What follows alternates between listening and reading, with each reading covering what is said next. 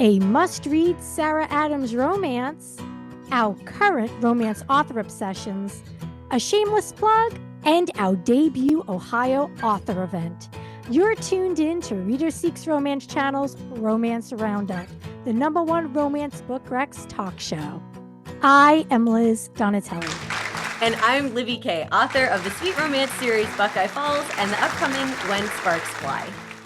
Watch Romance Roundup on Reader Seeks Romance Channel and like, comment, and subscribe on YouTube. Listen to Romance Roundup on PodBean and all podcast apps. And don't forget to leave a review. And follow us on Instagram at LibbyKAuthor and at Reader Seeks Romance. Hello, Libby. Hello, Liz. And how was your birthday weekend? It was delightful. Yes, my husband, Mr. K, spoiled me rotten. We had too much to eat, too much to drink, and a sophisticated night on the town. We went to the symphony, so that was a thrill. If Bach and Brahms are considered a thrill, to me they are. That's very cool. Also, we did a little bit of a bookstore crawl, and I stopped at Gramercy, our buddies at Gramercy, and then I also stopped at the newest, I think, bookstore in the Columbus area, which is the Bibliophile Candle Company. Am I getting that name right? Okay, good. Yes. So you can now go there and get some Buckeye Falls books, and they will be carrying When Sparks Fly. So again, more shameless plugs to come. But they are a cute store. They have candles and other book-themed swag and a really nice array of fiction and nonfiction. It's not just for romance readers, but there's a little bit of everything. So very cool space. Okay. Well, before we dig into the roundup, I am excited to share our upcoming event, Ohio Romance Roundup.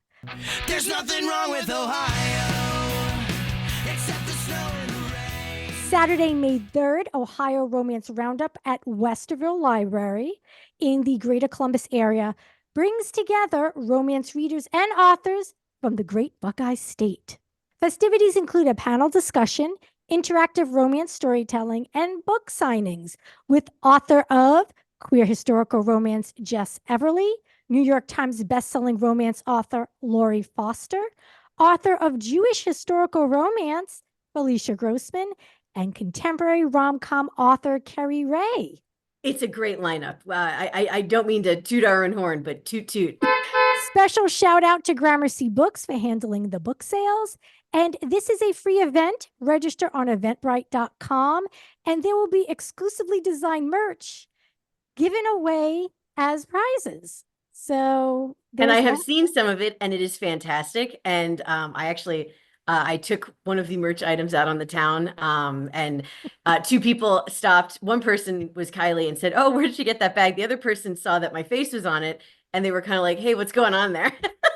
I'm like, "I'm just a narcissist who likes to carry bags with my own face." When I created that reusable grocery bag, when I designed it, I didn't realize just how big that photo was going to be. Well, it's delightful. Yes, and I love it. And I'm I glad will you like use it until it falls apart. I'm glad you like it. Okay, Libby. Well, it's that time. Let the roundup begin. Giddy up, Liz. Here we go. As we have recently discussed, have not been reading as much just because of editing and everything. So I finally have had a couple weeks to actually catch up on my TBR. So the first one should be no surprise to people who either follow me online or listen to the show and listen to me gush. I finally, and by finally, I mean, it's only been on a month, but I finally got to read Rachel Reed's new book, The Shots You Take. This came out March 4th from Karina Adores. This is a standalone, but spoiler alert, it is a hockey romance. I honestly, I don't know if Rachel Reed writes anything that's not hockey. Everything I've read of hers is hockey related or adjacent. Even if they're not currently playing, they were hockey players. So I feel like I actually don't know, and that's fine if she doesn't, but I don't think she writes anything that's not hockey. I don't think so either. Well, and she shouldn't, as I'm about to gush. I think she should stick with what she knows, which is amazing hockey romances. So the tropes for The Shots You Take, it is an MM romance. It is a second chance / reunion romance. And the nice thing is a majority of the story takes place while they're in their 40s. And I know that I say that like we can't read books that have people that are younger, but it is nice to continue to find books that have main characters who are not just 22. Not that there's anything wrong with that, but you know. It's refreshing because you're getting people who value, hopefully, they're mature 40-year-olds, that they Yeah. value the good old fashioned sit down and have a talk about things. Yes. And Yes. usually they're a little less neurotic than some of the characters that I have read in their 20s and even 30s. Like and sometimes neurosis stems from lack of confidence and a host of other things that you haven't yet Mhm. figured out until maybe you're in your 40s and 50s. So that's, I think, a reason I'm just really drawn to that. Well, and the part of the book, there's a couple flashbacks. Well, let me get to the general premise and then I'll tell you why Yes, this. yes, go ahead. Okay. And you'll love this. I have not edited this at all. It is like 2 paragraphs and a sentence on the back of the book. So it's funny because now when I see those, like I'm like, oh, Liz is gonna love this. I'm so excited to hear this book description. Get ready. Here's the description for The Shots You Take. After moving back to his hometown 10 years ago, Riley Tuck thought he had left his Major League Hockey career and his broken heart far behind. But when an unexpected tragedy strikes, it brings ex-teammate and former best friend with benefits, Adam Shepard, back into his life. Dun, dun, dun. Coming to the small town of Avery River, Nova Scotia might have been a mistake. Adam's not sure he'll ever win back Riley's trust after the way they left things, and the attention he's getting as a huge hockey star isn't exactly helping. Yet the chemistry that crackles between them is undeniable even now. As Adam helps Riley navigate his grief, long buried feelings start to resurface, but they'll have to square off with their complicated past if they're going to get a real shot at a new beginning. Thought that was like perfect. Doesn't give anything away. Yeah. Brief and to the point. I love That that. is great. And that is classic Rachel Reed. I will say, and if you couldn't tell from the blurb, and if you haven't read Rachel Reed before, it's not light. It doesn't necessarily mean it's going to be super heavy, but it does deal with grief, and it's recent grief. Like we're at the funeral, recent grief. Yeah, Oh, and that's the opening scene. I'm not giving anything away. And it does have very, in my opinion, accurate representation of the grieving process, but also mental health awareness in terms of sports, in terms of how men perceive their own mental health. I thought she did a really good job with that. But I wanted to mention that for folks that might not be interested in kind of a heavy romance.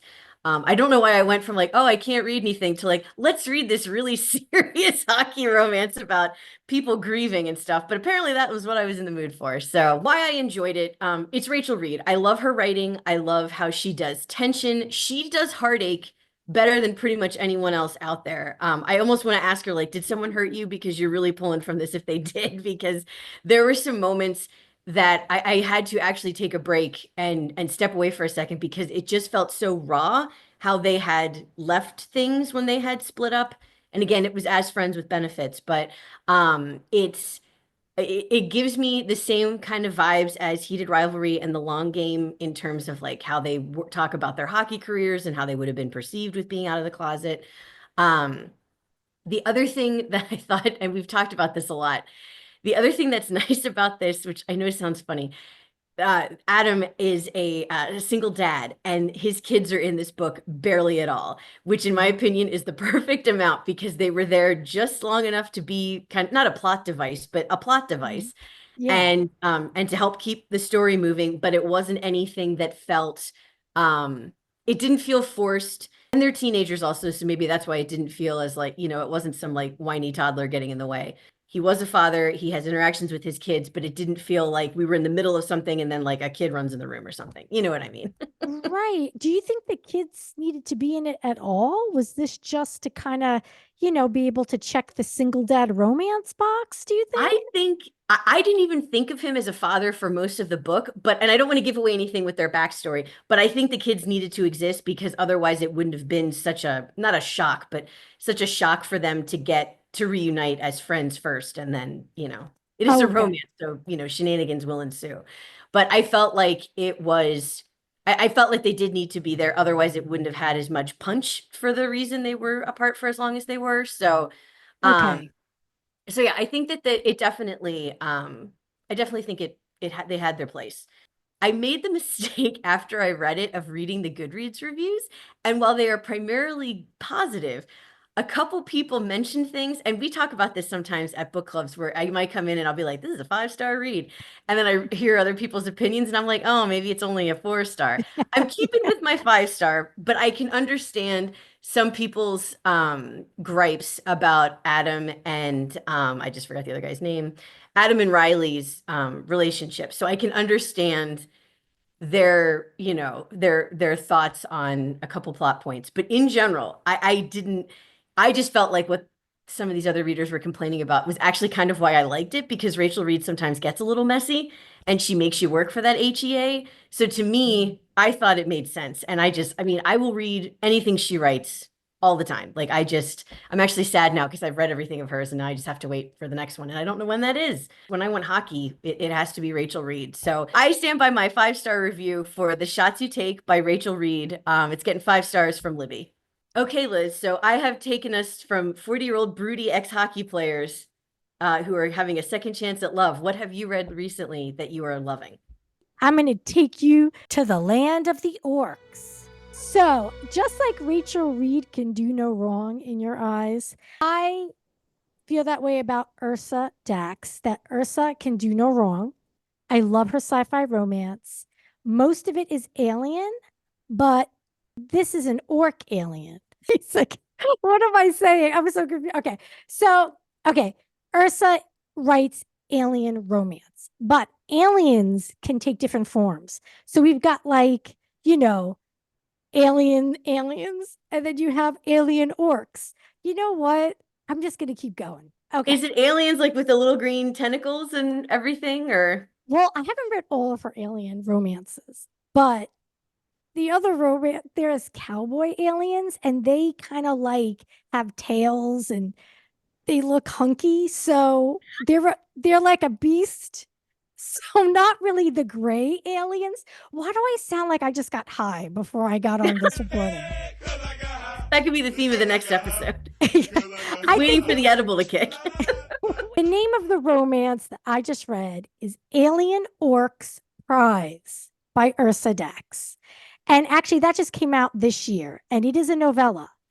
Alien Orcs Prize. This is the gist. Orc Prince Gaul is being pressured to marry a wealthy, well-bred woman. To get his mother off his back and to spite her, he contacts the Starlight Brides program to get a human bride, which his mother would find highly unacceptable because humans are considered weak and detestable, which, I can understand that. There's a case. Yeah, for sure. Just a side note is that Ursa Dax tends to write different series using that mail order bride trope, but it doesn't feel as trafficky as it might sound. It doesn't feel as trafficky. It's more like old-timey Western brides from like the mid 1800s during the gold rush. I mean, not that that's not trafficky, but I feel like some of those women, like, they put the ads up themselves, right? I believe so. Yes. And that's important. You're correct. This is all consensual. Okay. So anyway, this human bride, Luna, then comes to be his bride.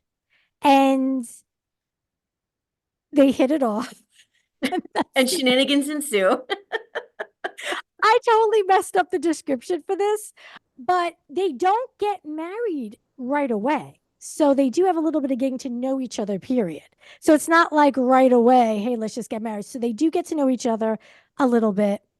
It's super sweet, super steamy. There's an evil plot to take the crown. Ooh, intrigue. Yeah, intrigue. It is a short read at 133 pages. Ooh. And there is some really humorous moments of interspecies miscommunications because we've got orc and human, and and Ursa is really good at writing those miscommunications. And it's not like annoying plot point miscommunications. It's just humorous things that happen. Okay. So Gaul is being intimate with Luna, and he asks the name of her pleasure center, for lack of a better word. I came up with the word pleasure center. Pleasure center is now mine. It is yours to keep. I'll trademark it for you. Thank you. Nobody else is going to want it. And Luna says, "Oh, she goes, that's my, oh, okay. Okay. And he thinks to himself, she went absolutely crazy when I licked her. Oh, well, I could keep doing that for as long as she needs.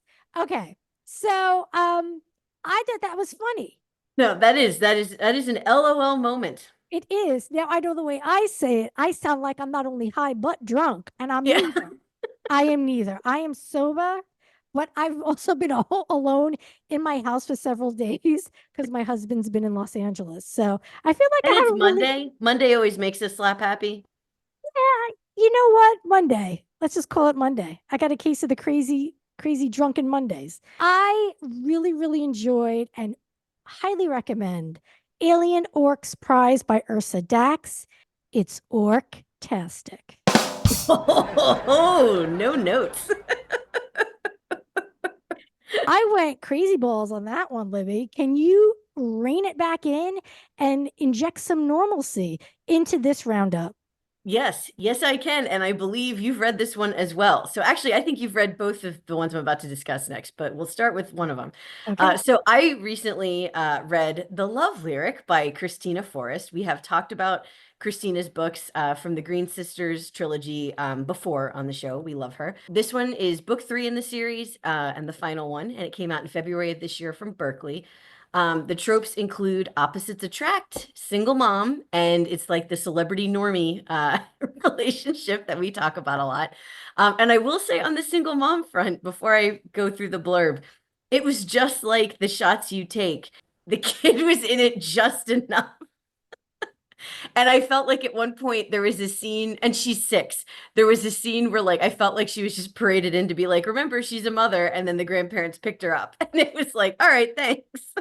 I love that this is shaping up to be the theme of this episode because one of my notes on a book we're going to talk about shortly, a Sarah Adams book, is the same thing with kids. The books that we're talking about in this episode are about adults having kids in their lives, but these kids are barely seen or heard from, which is an actual bonus for us because we don't particularly like when kids come in on the page and they run the show. They take over the whole story. Yes. We read romance as an escape from, everyday shenanigans. I'm sure parents feel the same way. So sometimes it's just nice to, have the couple and their lives be the focus. So even in a single mom book, the general premise, and this one is a little bit longer, so I'm just going to paraphrase. We have Iris Green, who is the third or oldest in this case of the Green sisters. She's always been the woman with a plan. She's very type A. She got married and unfortunately widowed young. And the book takes place in the present where she has a 6-year-old daughter. And there's a guy that's kind of been floating around her orbit. His name is Angel. He is a famous R&B singer who is a client of her celebrity stylist sister. And so they've had, a few interactions in the previous books, nothing crazy, but just enough to get me excited. So the premise of this is she works for a cosmetics company. Angel and her see each other again at her sister's wedding. They kind of have a moment. And then he is selected to be the brand ambassador for the beauty company she works for. So I don't want to give away a lot of the excitement, but they have, a couple moments while out on the road. And the thing I really liked about this is the sisters were there. And again, just enough to keep it interesting. And you want to see the sisters again. But this was a really, and I think they're probably only in their early 30s, I believe. But it felt like adults, like they had, parents they had to deal with. In Iris's case, she has a daughter. They have different family obligations. They have different career obligations and aspirations. And I just liked that it felt like adults living their life, but it wasn't too much detail that I felt like I was at work. You know what I mean? I've talked about that before with sometimes workplace romances. It's like, I don't want to think about spreadsheets and reports because I do that for my 9 to 5. So It was, I thought, and I'm curious for your opinions, I thought it was a perfectly balanced celebrity normie romance in that Angel felt authentic, but I could also get the vibe of him being a celebrity.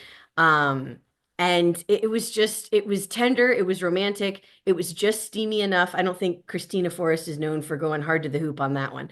So it was just, it was kind of like a hug. It was a hug of a romance book. I needed something that was just fun to read.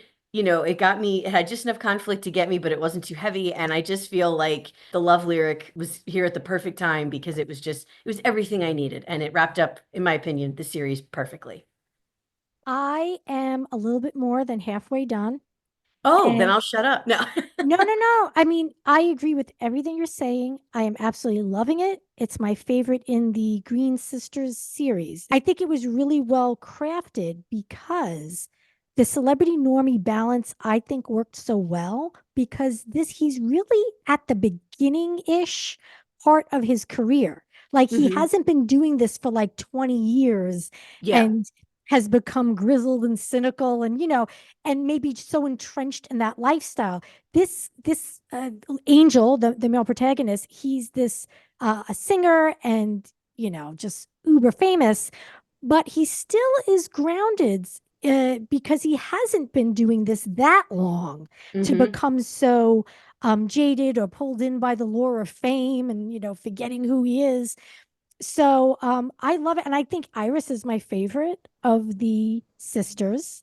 Yes. And yeah, and there is a thread of grief throughout, um, but it is not heavy-handed. It's done with sensitivity, and it's done Hmm. to me authentically. I've really been enjoying it. And the other thing is, what was that expression you used about to the hoop? Oh, she didn't go hard to the hoop. Hard to the hoop. Wait, is that it? A Where is that's a basketball basket? expression. That's a bit hard to the hoop. Oh my, that has to be a book title, right? Yeah. Hard Well, to the hoop. Hard to the hoop. yeah, I mean, I'm already picturing a NBA style MM romance. So yeah, so I cannot recommend enough The Love Lyric by Christina Forrest, and I'm glad you enjoyed it as well because I know that we've kind of had some bumpy rides with some of our book club books, but that was a delight. So Liz, we've had celebrity normies, hockey players, orcs/aliens. Where are you taking us next? So it's another orc. Okay. But this is not an alien orc. He's just an outcast orc. Okay. He's a cozy monster romance orc. One of my other favorite sci-fi romance authors, and she also seems to do monsters, which I don't consider sci-fi, I consider monsters paranormal. Honey Phillips Yeah. recently came out with Bidding on the Orc Outcast. And that is another novella, somewhere around 190 pages. Oh, nice. Yeah. And it is part of Sweet Monster Treats Cozy Monster Romance series. Let me tell you what Bidding on the Orc Outcast is about. Okay. What happens when you win the town's grumpiest orc? This cozy monster romance takes place in Fairhaven Falls, and it is where the others live. Others are creatures of myth and legend who live alongside humans. So you've got humans and others living in harmony. Okay, Varric is a hunky orc living as an outcast in the woods of Fairhaven Falls, and he makes essential oils. Oh.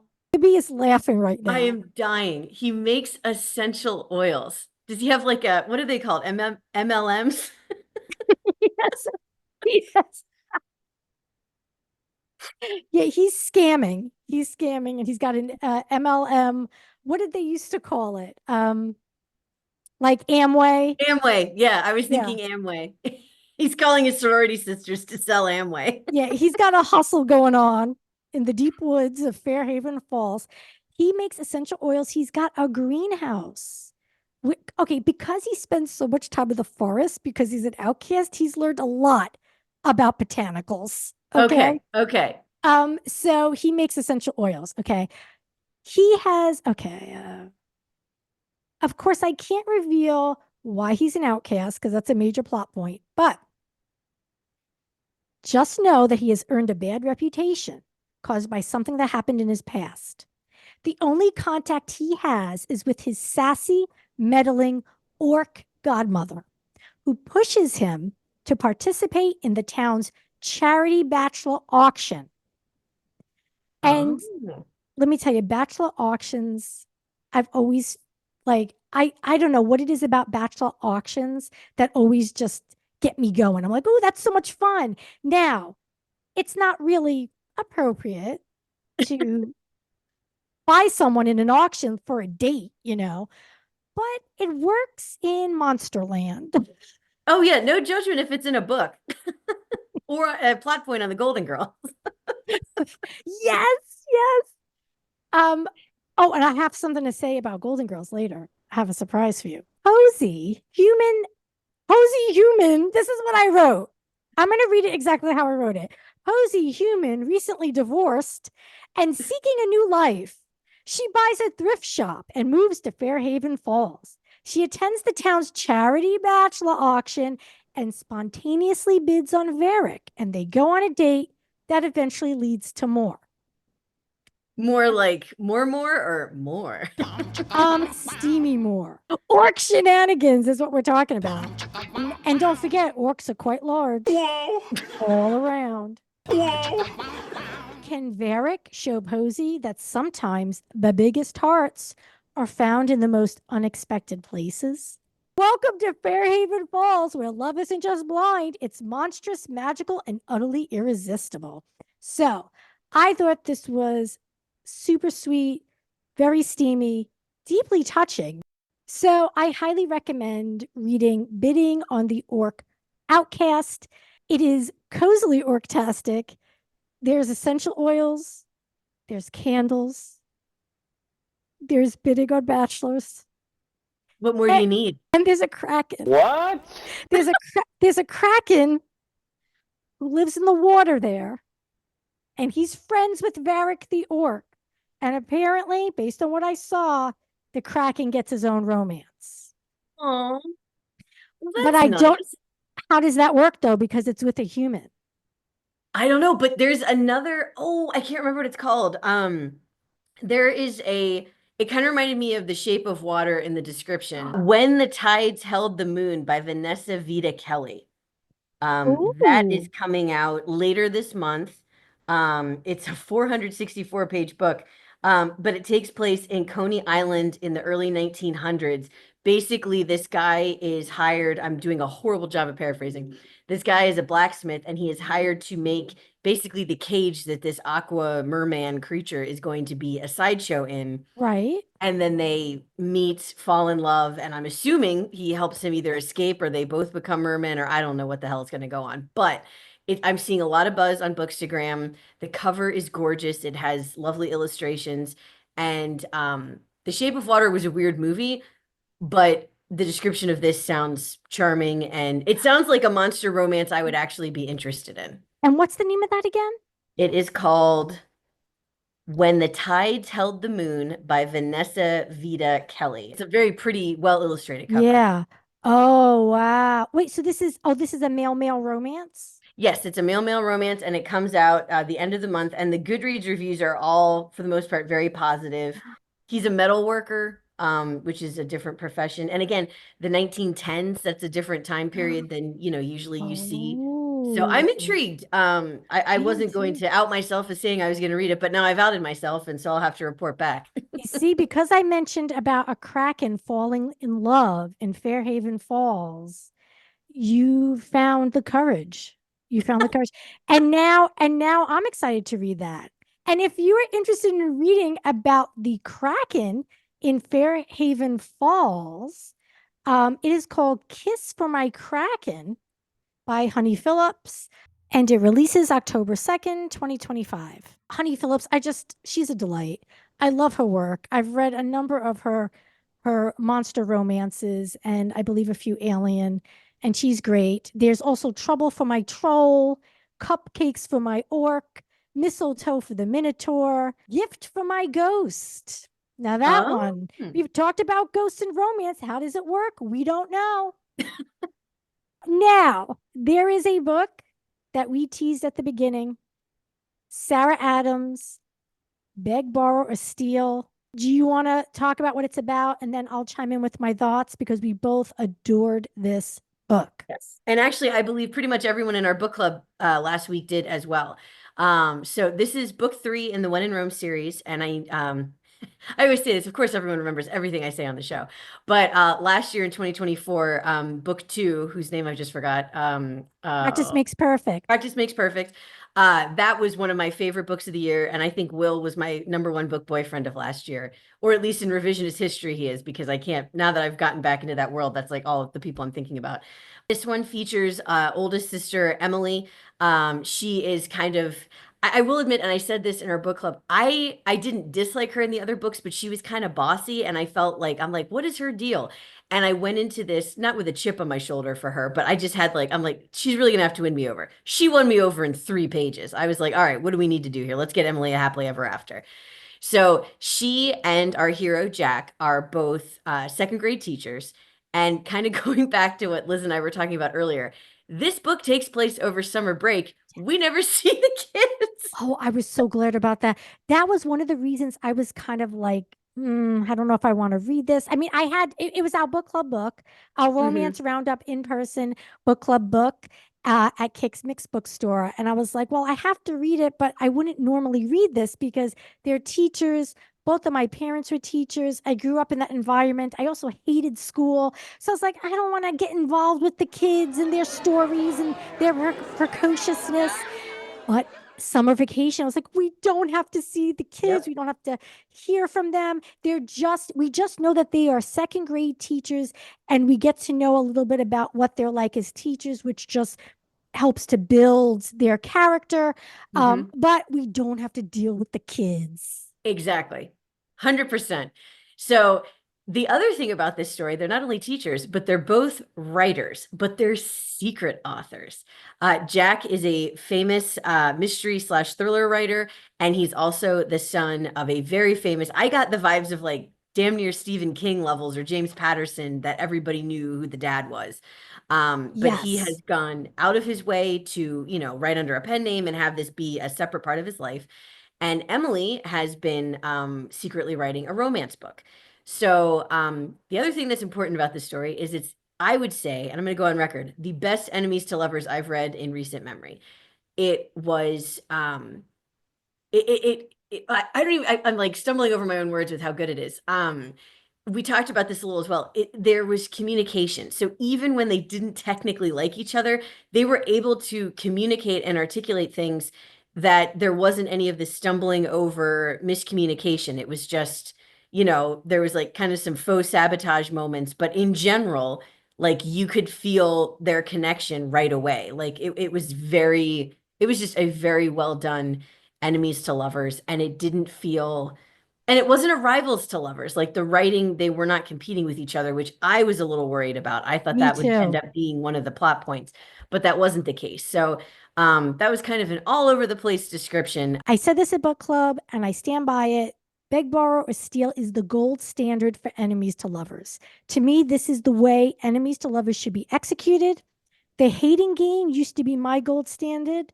Hating game, you're #2. Beg, borrow, or steal is #1. This is how enemies to lovers should be written. This couple has had this. I want to even say, I don't even know if I'd say enemies. I want to say Yes, antagonist to lovers. yes. Because, and they have what, a decade of history, because they met in college and then through circumstances ended up working at the same school. So yeah, I feel like it was more, maybe at the beginning when they were in college, it was like kind of pseudo competition, but I just feel like it was all circumstances working against them. Absolutely. Yeah. And it was one of those things where, you get someone on a bad day and it just Hmm. forever changes the way you relate to that person or the relationship. And that kind of comes into play. Everything about their relationship is so thoroughly explored that everything makes sense. Hmm. It's like everything makes sense. The enemies part of the story does not go on for like 3/4 of the book, Yes. which is very Yes. important. A lot of the enemies to lovers, they're enemies for so long. You're like, I don't even want them to get together. Screw this. There was just the right amount of enemy time before their feelings start softening. And it's organic. It's not like, all right, flip a page, now they're okay. You Yes. see it gradually happen on the page. I thought that there were so many poignant moments talking about grief. Both of them have things in their lives, Jack and Emily, that are preventing them from moving forward with the relationship at 1st. Mhm. Like they're so afraid and they talk it out like adults. And I have some quotes because this is to me a very quotable book. Yes, I absolutely. have a physical copy and I tagged I have these little book darts that you put in the book and you can like mark off passages. Emily is talking about Jack. I have freedom from perfection with him, and that's the best gift I've ever received from anyone. Wow. If that doesn't encapsulate Mhm. a committed relationship, like a soulmates relationship, was like, Yep. he doesn't have to, I don't have to be perfect. I don't have to put up pretenses. They're 1,000% honest with each other the whole book, which is Mhm. also Yes. part of their antagonistic relationship. Here's the other one. Oh, we talked about this line in book club. Jack said to Emily, "You're not alone, Emily. I would walk through my worst memories to get to you every single time." Swoon. I mean, right? I'm getting Yeah. chills just reading it. Yeah. And the other thing, so there really isn't a hostile third act breakup. It's more Yes. like they just have a little bit of a break, a separation. Emily says, "We need to take a breather because it's a new situation for both of us.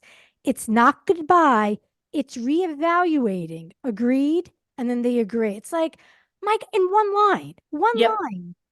Yep. Like what Eh, Sarah Adams can accomplish in a few lines is amazing. I have actually decided on the rainy drive home from book club. I was thinking about this book, of course, and just her other books that are outside the series that I've read and thoroughly loved. And I will say, Mark today, I think she might be beating out Tessa Bailey as my favorite contemporary romance writer right now. I think if we're just picking straight up, just regular contemporary, no frills, no weird, shenanigans, no hockey, I would definitely say Sarah Adams right now is a must read favorite for me. I feel like Tessa Bailey doesn't even need my love anymore. Of course, neither does Sarah Adams, but No, but here's the thing, like I know Sarah Adams is popular, but when you say Tessa Bailey, I think more people recognize her name Mhm. than Sarah Adams. So which I like. I don't want, man, once an author gets to Tessa Bailey and Megan Quinn and like to that status, like I feel like it's less special when you like their books because everyone likes them. Do you know what Yeah, I no, mean? that's true. That's very true. Because they And have, that's why I yeah. feel like because I discovered Sarah a few years ago when she was still indie press. And so it's kind of like when I discovered, I wasn't the only one, but when I read BK Borson before Mhm. she, Yeah. got the big contract, it's kind of like, and again, this sounds ridiculous because it's not like I'm their aunt or something, but it's like you have this like proud moment of like, I knew they were great. Like, not that that Right. has to be the end all be all, but they definitely have earned their place on my shelves, for lack of Yeah, a way of for saying it. sure. Yeah. Yeah, I'm super excited about Sarah Adams. Normally just based on the back of the book, I would not have picked it up. So I'm glad that you suggested it for book club because it just sounded to me like, oh, this sounds like it could just go the way of so many other books. Yeah. But man, her writing is Well, so special. and it is the third in the One in Rome series, and there are a couple callbacks to previous books with the Mhm. interactions with the siblings. But in all honesty, I think it is one of the, and I hate to say easiest to read, but it is the easiest to read as a standalone. Like those interactions, we had a couple people at book club that hadn't read the other ones, and they didn't feel like they were really missing anything. It just the way she writes it just adds to the story for those who have read the other series. Yeah, I'm excited about Sarah Adams. We thoroughly loved and cannot say enough good things about Beg, Borrow, and Steal by Sarah Adams, which is the third book in the When in Rome series, but can be thoroughly enjoyed as a standalone. Before we wrap up, I found a book that is not a romance, but I think you're going to want to read it. I Ooh. would want to read it too because I am also a fan. Oh, I thought you said you want to read it to me. I'm like, all right. Yes, I will read it to you. We'll set aside a few hours. I will tuck you and Mr. K into bed each night and read to the both of you. There is a book called Death by Cheesecake, a Golden Girls cozy mystery. Yes, I have seen this. I need to get a copy. I am so excited. I feel like it's probably less of a mystery. Based on the category on Amazon, it is satire / humorous fiction. So I'm not even, I doubt that the mystery is going to be that compelling, but it's probably going to be a blast. It is by Rachel Ekstrom Courage by Hyperion Avenue Digital. So I'm guessing that means it's digital only. And this Oh, is, okay. that's what I'm assuming. And this is the first in the all new Golden Girls Cozy Mystery series. So the first book, Death by Cheesecake, when Dorothy's obnoxious date is found dead in a hotel freezer, it not only ruins a gorgeous cheesecake, but threatens the elaborate St. Olaf themed wedding Rose is hosting. I have a lot of questions about the intellectual property. I am wondering how that all works because that's very, I mean, there's no way around that. That's the Golden Girls. As I'm drinking from my Golden Girls cup. Oh, that's so perfect. So here's the thing is Hyperion, I believe, has something to do with Disney. And Disney, because Hulu has the Golden Girls now, so I'm guessing it's because Disney currently owns the rights. Okay, so that's probably how this all is all working, is that they got the rights. I don't know what else this author, Rachel Ekstrom Courage, has done. I probably should have looked that up, but I'm assuming she writes mystery, or at least satire. So we'll see what that's about. It's not a long book. I think it's under 300 pages. Yeah, I So can't, I looked it up and I remember thinking like, oh, that's not yeah, tedious. right. It's not tedious. So I think it'll be a kick. It'll be a hoot. So I just wanted to share that with you. Thank you for being a friend. As promised by the intro, we were going to talk about our current author obsessions. Mine is actually Ursa Dax, which I've already talked about. And I've been just reading a ton of her books, which I will review in future episodes. But who is your current obsession? Because I feel like it's someone I don't know about. Well, it's someone that's not new, but new to me. It's Lauren Blakely and also her books with her pen name L. Blakely. I have read 3 of them in the last week. They are giving me life, and I'm working on coherent notes to share everything I love about these. But they're the perfect combination of heart-wrenching and spicy and tender and the longing. It's so stay tuned because I will have a Libby reports back on Lauren Blakely / L Blakely. I cannot say enough good things about what I've read of her so far. Literally obsessed. Hasn't that author been around a while? Yeah, she has like at least 50 books. And Oh. this is one I almost included in our, I don't know why I kept calling it the TBR episode, but the one we did a couple weeks ago where Yeah. we found stuff on the shelves because I was looking for, I forgot what I was looking for, but I was looking for something on my bookshelf and it literally fell out. And I'm like, oh, that looks like every other book cover ever. And I was taking a break from the final rounds of editing. And I thought, you know what? I need something that's just different. And so I read this one and then I'm halfway through it and I realized it was part of a duet. And the way it was written, like you needed to immediately read book 2. So I will write up coherent notes and will share with all of you shortly how much I freaking love L. Blakely's books. I am truly obsessed right now. It's a problem. Wow. Oh, I love that. I love when a romance author becomes an obsession and it's borderline problematic.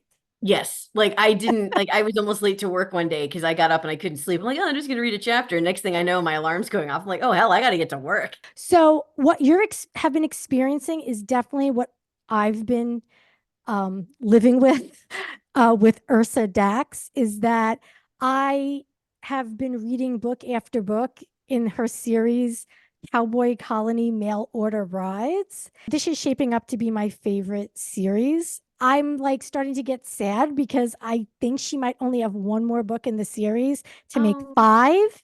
And I want it to keep going on and on and on. So I'm going to have to deal with that. So yeah, I think we packed a lot into this episode. So this is going to be Oh, wait, my shameless plug. plugs. Coming April 29th from Inkspell Publishing is my new book and first in a new series. It's called When Sparks Fly. It's the first in the Pine Grove FD series. And for Liz, I only wrote a 2-paragraph blurb for the back of the book. And when it came out, I remember I just got, and actually I have it right here. I just got the print copies and I was so excited when it was just short and to the point. And then there's just a little blurb about me. So I'm like, look at that. It's just like totally easy to read and all that good stuff. So anyway, let me just give a little brief description of the book. Whitney Kerr is at a crossroads, literally. After jumping behind the wheel to flee Savannah and a bad breakup, this Southern belle is in search of a fresh start.